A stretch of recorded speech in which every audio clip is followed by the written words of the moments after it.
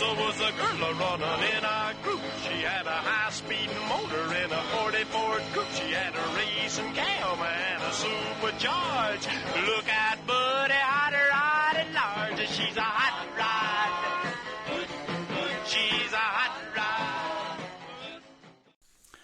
Speaking of autonomous vehicles and robo-taxis, General Motors Cruise is paying more than $8 million in their robo-taxi settlement.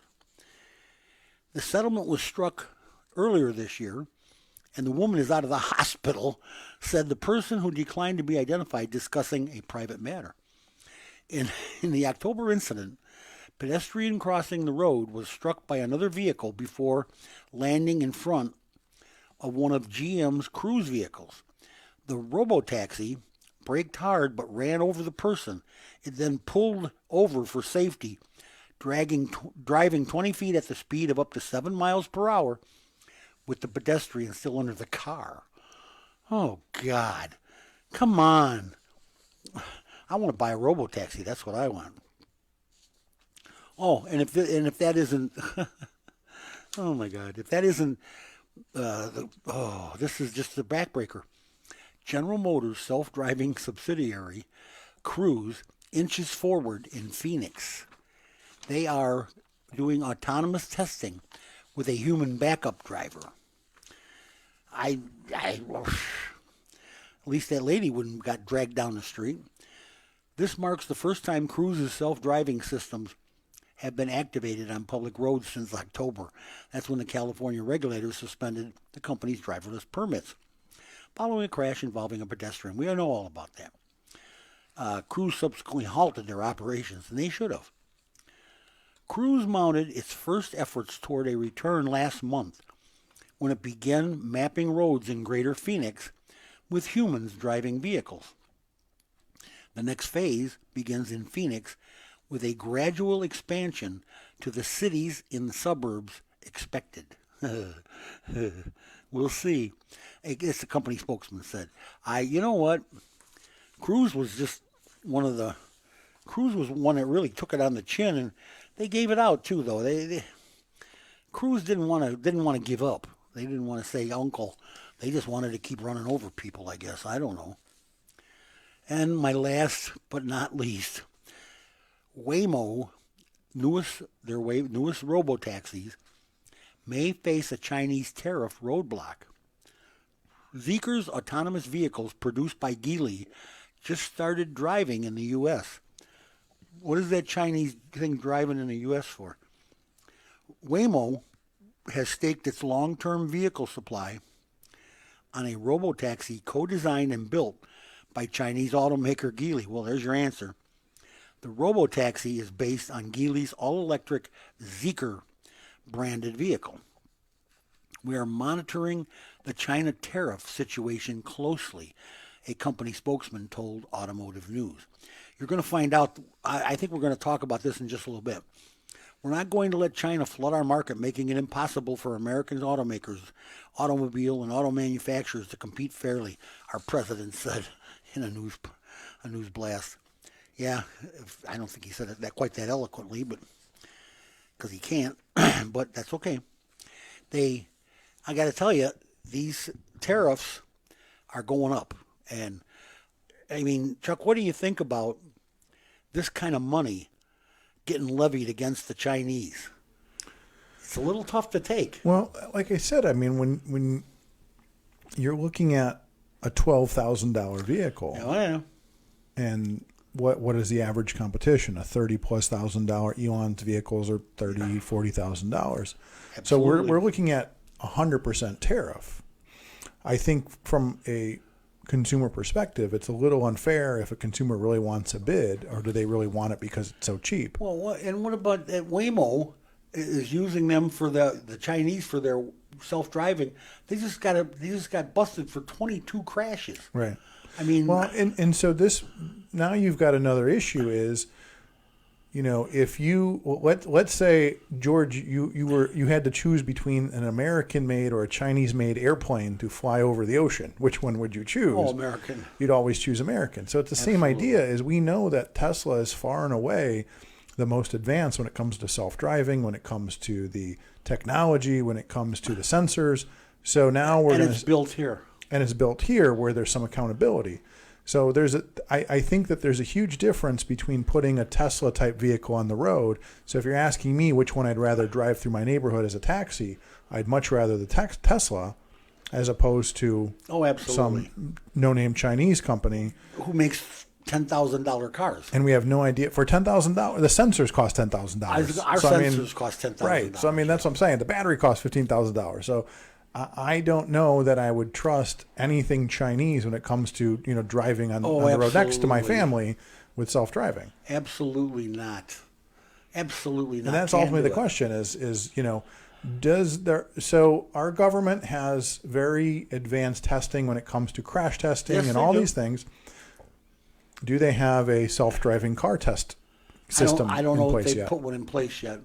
And there you go. They haven't put the chargers in place yet. Right. Well, they haven't built any transfer stations for electricity. No, yet. I think we built like 7 for the $3 billion, whatever it was. We spent $6 billion to build 7 charging stations, or whatever it was. I read the report about. Oh, what about the electricity for the charging? Right. Don't get me started. Okay. I just get crazy when that happens. And you know what? These people in China are sending Waymo this technology, and Waymo's crashing. I don't know if I want to. I don't want a $10,000 car. I know they can't cost that little. They cost that little. Somebody cut some corners somewhere. You know what I'm saying? There's something cheap. There's some parts that aren't right. I can't fathom a $10,000 car. I can fathom a $20,000 car. I think that's about where they should be priced. 25, because I don't think there's any much more than that in the materials. But guess what? Of course, if you're going autonomous, those LiDAR sensors are very expensive. All right. Chemicals used to meet the NHTSA flammability standard might be carcinogenic. Oh, good. Well, we're poisoning our people. The stuff that makes parts of the car fireproof here.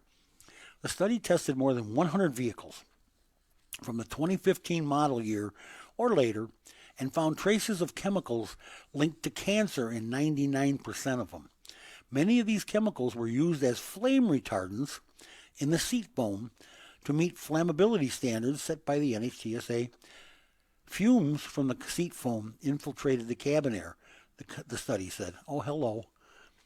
Further study is needed to understand the risk that exposure to the chemicals has on passengers, but it's important to raise awareness of their presence in case there are adverse health consequences. This, according to Heather Stapleton, co-author of the study and an environmental chemist at Duke. Consumer Reports issued a statement following the study's release, urging the NHTSA to update its flammability standard and replace its current test with one that can be more easily met without the use of flame-resistant chemicals. I mean, don't we have flame? Can't they use a different? I mean, can't they make the thing out of something non-flammable? I mean, I know they can. I've been in places that had non-flammable furniture and stuff like that. I don't understand why they got to. I thought everything had to be basically anymore. Yes. Yeah, flame resistant. But now they're saying that they put this chemical on the seat foam and all that, and this could be carcinogenic. Now and remember though, we also heard years ago. I don't remember. I'm sure you remember the story when they used to tell you, "Oh, by the way, that new car smell, it's cancer. It's carcinogens. It's cancerous." I heard. Yes, I did. Everything's going to give you cancer eventually. Well, yeah, everything's going to give you cancer. Matter of fact, I know more people with cancer right now than I know without. It's crazy what's going on in this country. Protesters in Germany, they attempted to storm. Or they're trying to storm the Tesla German plant. And, of course, in Germany, you don't do that. You clash with police if you do that. Some 800 people took part in the protest, according to the organizing group disrupt Tesla, which claims the expansion would damage the environment. Tesla wants to expand the plant. A Reuters video showed dozens of people wearing blue caps and face-covering masks coming from a nearby wooded area and attempting to storm the company's premises, with policemen trying to prevent them, including by force. At least one protester was detained. The video also showed medical personnel helping some injured people. I'm sure there was a lot of injured people. We are here today to draw attention to the Tesla factory in Gerheide for the environmental destruction here. Disrupt Tesla spokesperson Ole Becker told Reuters. Here's the deal, Chuck. Mm-hmm. They don't want, there's something about, I don't know if it's their environment, I don't know if I don't know what they're opposed to, but it's work for their people. If he expands, he's going to have more people. But they want that plant. They don't want to let it expand. I don't think they even want it there. Well, we do have sort of a related story that may explain a little bit. There has been new lawsuits filed against the Fremont, California Tesla plant. They've accused them of violating the Clean Air Act on numerous occasions. They have a new lawsuit coming out this week from an environmental group for basically trying to force the government to enforce the Clean Air Act against Tesla. They're saying that Tesla has exposed residents and workers in the area surrounding the factory to excess amounts of air pollution, including nitrogen oxides, arsenic, cadmium, and other harmful chemicals. Arsenic, all sorts of things. So in California, but again, every time you breathe, you're violating the Clean Air Act in California. Oh, absolutely. But so they're accusing Elon and his factory of violating the Clean Air Act. So maybe there's something to that. Maybe they're looking at that lawsuit, and Governor Newsom will be arresting the cows for passing gas. That's how that works. Well, you know what? It's just not. They're all after Tesla right now. They're after Elon, and if he didn't sit on the right side of the aisle, I think they'd probably leave him alone.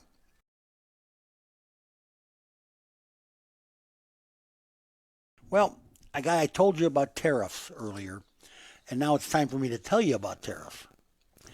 This administration has is already imposing tariffs on Chinese electric vehicles, microchips, batteries, minerals, and other imports, but not fortune cookies, Chuck. The biggest jump is for EVs with the tariff. The tariff rate is quadrupling. There's your $10,000 car. It now costs $20,000, while other imports are seeing levies doubled or being imposed for the first time. In other words, our guys are going to stay working. The U.S. will also raise levies on port cranes and medical products, in addition to previously reported increases on steel, aluminum, and electric vehicles. The changes are projected to affect around $18 billion in current annual imports, the White House said. Wait, you've got $18 billion coming in, you better have a tariff on them. They're going to ratchet up rates on goods that the U.S. struggled to import during the coronavirus pandemic, and for key industries like chips and green energy that he sought to bolster since he took office, this president. Oh my God, they're going up. It's unbelievable. There's going to be 25 extra. There's going to be 50% tax on EVs. So your $10,000 car is now $15,000. Right, but they want 100. That's that's the goal. I mean, they want 100% tax. Well, they want to stop the imports. Right. And I'm sure that the UAW and everybody's behind that. They got to like it. This is a story that's kind of scary. Matter of fact, it's real scary. 8 automakers, people, the auto guys, misled customers about giving driver data to police. This is what the lawmakers say. The Congress. The lawmakers' findings raise questions about whether automakers can be held to account for departing from promises made about user privacy. Let me tell you what they're doing with this. This is crazy. They have an inquiry that they would provide data to police and other government agencies when subpoenaed, a departure from a prior pledge. Automakers have not only kept customers in the dark regarding their actual practices, but multiple companies misled consumers for over a decade by failing to honor the industry's own voluntary privacy principles. Senators Ron Wyden, Democrat Oregon, Edward Markey, Democrat Massachusetts, wrote in a letter urging the Federal Trade Commission to investigate the manufacturers. Now, General Motors is facing a federal lawsuit seeking class action status that said it shared a connected car data unbeknownst to drivers with a data broker called LexisNexis Risk Solutions. The suit alleges LexisNexis, that's kind of a goofy name, shared the data, including information about speeding and abrupt driving maneuvers, with insurers, which used the information to raise rates. What do you think about that, Chuck? I'd be doomed. Yeah, you and me both. Vehicle location data can be used to identify Americans who have traveled to seek an abortion in another state, attended a protest, or support groups for alcohol, drug, and other abuse. So there's a lot of people that when I debate this issue, they say, well, if you've not done anything wrong, you've got nothing to hide. And so that tends to be people's response to that until it goes too far and affects them. Right? Well, if they're going for an abortion, they have done wrong in Illinois, but they haven't done wrong in wherever, Nebraska or whatever. Well, in Indiana, but not Illinois. Yeah. But but again, the ultimate question, and I ask this about anything, whether it's data from your car or if it's the license plate reading cameras or whatever, even the idea of when you go to the airport, there's a body scanner that basically takes a naked photo of you, and everybody always said, well, we're not saving those photos, until one day somebody saw those copies of those photos and said, well, I thought you weren't saving those. So same with, they're around, trust me. Everybody always said that the NSA isn't spying on your emails until they came out and said, oh, by the way, they're spying on your emails. So they are. So the way we have to look at it is, if you're generating data, you have to assume somebody's going to see it. So again, whether you're talking about, this data in your car, this data in your phone, and so at the bottom line is, these companies can tell you whatever they want, but when the FBI shows up at their door with a subpoena, they're not going to say no. No, they're going to give them all the data they want. They're going to give them whatever they want. Well, but this General Motors sold it to a company that just spreads it around.